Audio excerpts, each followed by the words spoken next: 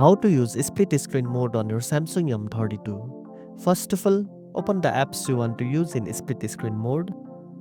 Next, tap the recent apps button at the bottom left of your screen to bring up the list of your recent apps.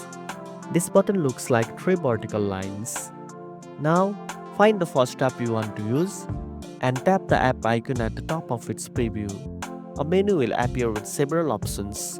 From this menu, select Open in Split Screen View.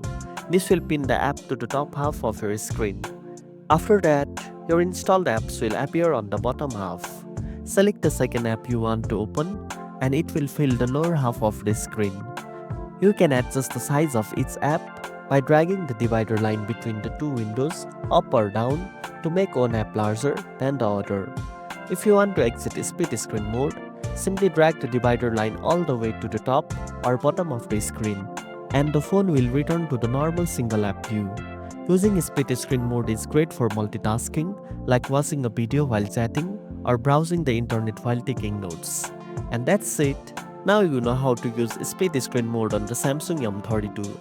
If you found this video helpful, don't forget to like, share and subscribe for more tech tips. Thanks for watching and I'll see you in the next one.